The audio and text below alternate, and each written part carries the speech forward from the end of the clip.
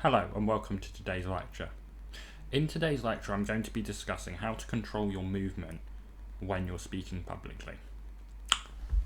I do understand that I have recommended people use hand gestures and movement when they're speaking publicly.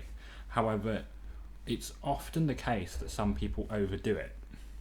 And the problem with overdoing your movement and hand gestures when you speak publicly is that it can make you seem very nervous and very skittish and very unreliable.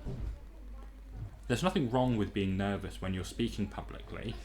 However, if you seem overly nervous, the audience, whoever the audience may be, is likely to have less confidence in you. So if you're pitching something, being perceived as skittish and overly nervous isn't a good look. So I hope throughout this video I'm going to be able to suggest some coping mechanisms. I do understand that lots of people, when they're really nervous, do move a lot when they deliver a speech, but there are ways around it and there are ways of coping with it. Obviously, if you're doing an enthusiastic speech or a speech where your volume and pace is controlled and at quite extreme levels, then movements, especially dramatic movements, will be fine. However, in some instances it isn't appropriate to move around a lot and have dramatic movements when you're speaking. So I hope this will be able to help you cope and do better when it's not appropriate for you to have dramatic hand gestures and over-the-top movement. Hand gestures. Hand gestures really can help you when you're speaking publicly limit the movement. Hand gestures are normally fine in all circumstances unless they're rude hand gestures or can be conceived as rude or perceived in a way that would be offensive. So if you're speaking publicly, it's probably not a good idea, depending on where you are, to have anything that could be perceived as a swear word or a rude hand gesture. So if you have your two fingers together, or no, your index finger out and hanging round, if you're talking to people who are Chinese, it may be perceived as inappropriate in the same way that if your hands are in the two-fingered salute, it will be inappropriate as well for you if you were in the UK and the majority of your audience were British. And as well, if you have your pinkies extended, sometimes that can be perceived as inappropriate for people from certain ethnicities, but I think that's the main ones.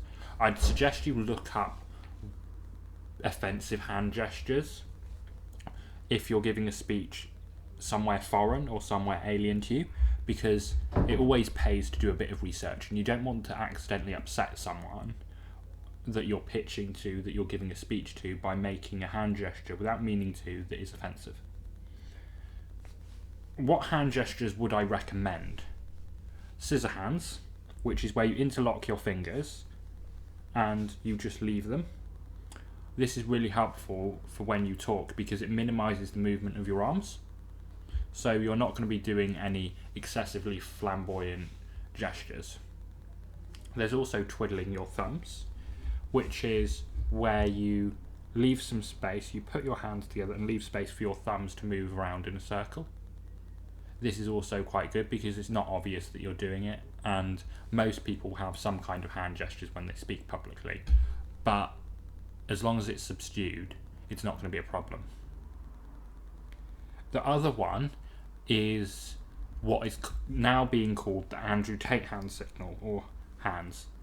Tony Blair also does this, and this is quite effective.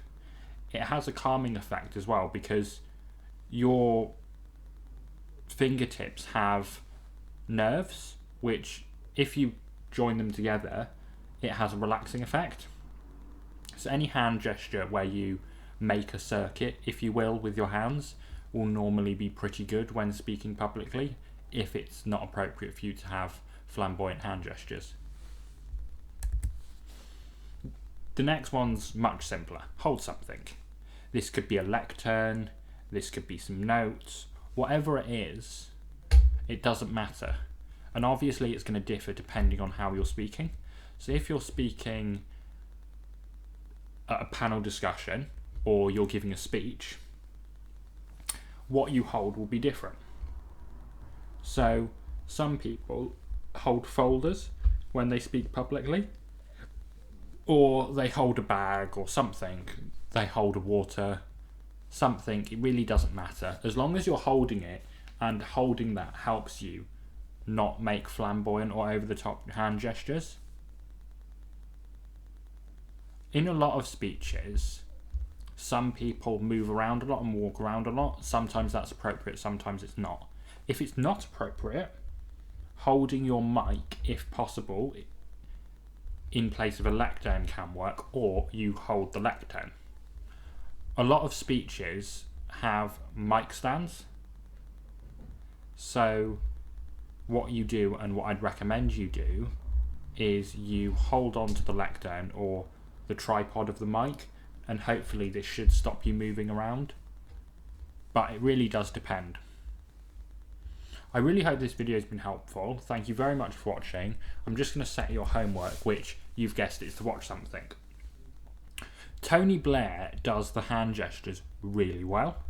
So if you watch Tony Blair at the World Economic Forum or the Blair Strategy Institute or something like that, some kind of global conference where Tony is giving a talk, I recommend watching and pay attention to his hands. Thank you very much for watching. Goodbye. Please do the homework. As always, if you have any questions, please get in touch by email or leave a comment.